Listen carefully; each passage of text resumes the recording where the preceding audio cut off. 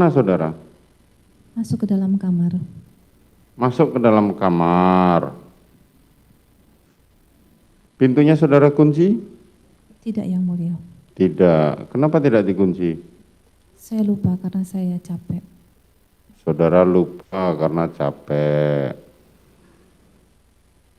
Kapan saudara ganti baju?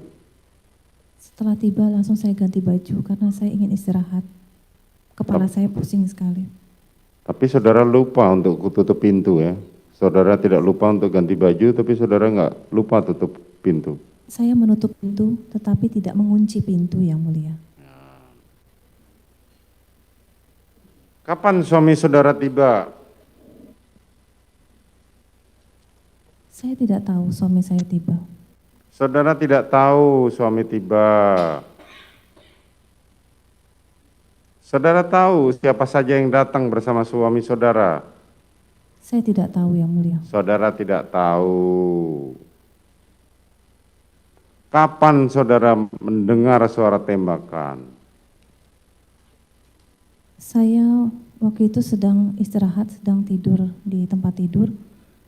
Terus saya mendengar seperti suara-suara gitu, ribut-ribut. Terus tiba-tiba terdengar letusan. Berapa kali saudara dengar letusan? Beberapa kali.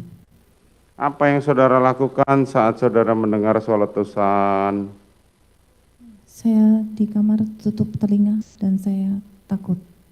Saudara di kamar tutup telinga dan takut. Cuman itu saja yang saudara lakukan? Iya, Yang Mulia. Refleksnya kalau orang takut apalagi di dalam kamar adalah mencoba untuk bersembunyi, berlindung.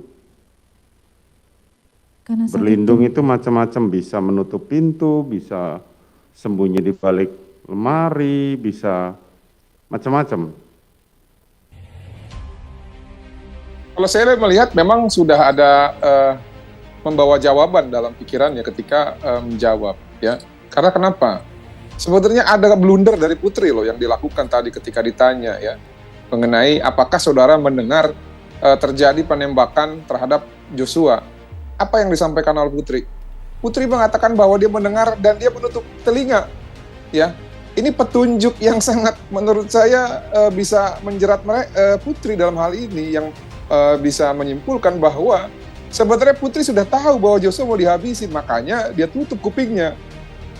Karena kalau dia nggak tahu, ya, dia akan segera menelpon suaminya atau memanggil para ajudan ataupun menelpon ajudan. Ada apa ini? Kok ada suara tembakan? Ya, dengan dia mendengar suara tembakan dan dia menutup telinga, itu menegaskan bahwa memang sudah ada perencanaan di Jalan Saguling. Ya, makanya inilah yang saya sebut tidak ada kejahatan yang sempurna gitu dalam hal ini. Nah, lalu ketika ditanya mengenai apakah memberikan handphone, apakah memberikan uang, itu kan di akhirnya beradu kesaksian dengan 3 orang terdakwa yang lain.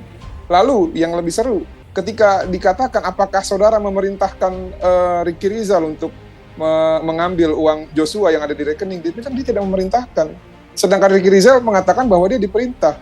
Ya, bahkan katanya ada guide, ada semacam kayak guidance ya ataupun panduan untuk membuka handphone milik Joshua, baik membuka password maupun membuka internet banking. Saya pikir Joshua terlalu bodoh sekali kalau benar-benar melakukan itu. Makanya ini hanya karangan Ricky, ya. Yang sekarang karangannya Ricky ini, ya, yang saya yakin ini sesuai fakta yang diperintah oleh Putri Chandrawati dan Sambo. Tapi karena mereka takut terkena tindak pidana pencucian uang ataupun pencurian dengan kekerasan, akhirnya mereka lepas tangan dan membiarkan Ricky ya untuk menanggung hal tersebut. Baik.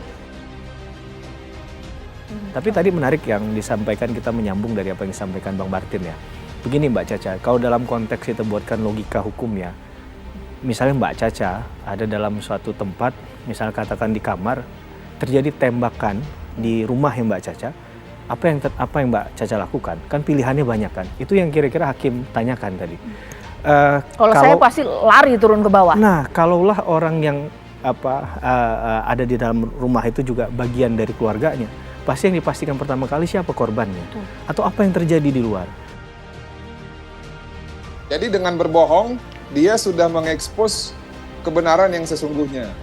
Jadi saya berterima kasih kepada para penasihat hukumnya yang sudah memberikan bimbingan yang sangat baik ya, sehingga dalam persidangan ini membuktikan bahwa kliennya itu ya bohong gitu dalam hal ini. Dan ini memudahkan JPU dan hakim nanti dalam membuat tuntutan dan membuat suatu keputusan dalam persidangan nanti. Putri Chandrawati disebut melakukan blunder ketika memberikan keterangan di persidangan.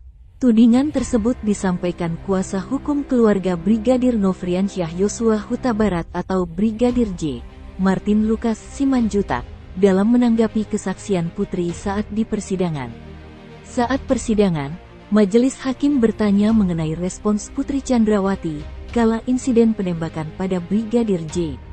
Putri mengaku ketakutan, kemudian hanya meringkuk dan menutup telinganya dari dalam kamar. Pengakuan Putri Chandrawati itu dinilai Martin justru menjadi bumerang bagi dirinya sendiri. Menurutnya, jika respons Putri ketika mendengar suara tembakan hanya demikian, justru bisa diindikasikan bahwa Putri Chandrawati sudah mengetahui akan ada insiden penembakan itu. Putri mengatakan bahwa dia mendengar dan menutup telinga. Ini petunjuk yang menurut saya sangat menjerat Putri dalam hal ini, kata Martin.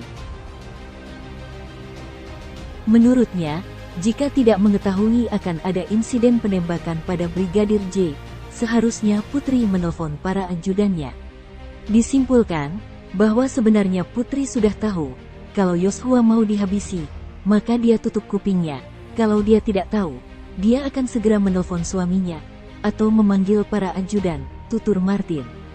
Putri mengaku saat itu, dia mencoba berlindung dan meringkuk di dalam kamar saat mendengarkan suara letusan tembakan yang diketahui menewaskan Brigadir J. Cerita dari respon Putri saat penembakan itulah yang membuat hakim terheran-heran dan menganggap ada sesuatu yang disembunyikan oleh Putri Chandrawati. Diketahui, Nofriansyah Yosua Huta Barat alias Brigadir Yosua menjadi korban pembunuhan berencana yang diotaki Ferdi Sambo pada tanggal 8 Juli tahun 2022 lalu. Brigadir Yosua tewas setelah dieksekusi di rumah dinas Ferdi Sambo, Duren 3, Jakarta Selatan. Pembunuhan itu terjadi diyakini setelah Putri Chandrawati bercerita kepada Ferdi Sambo karena terjadi pelecehan seksual di Magelang.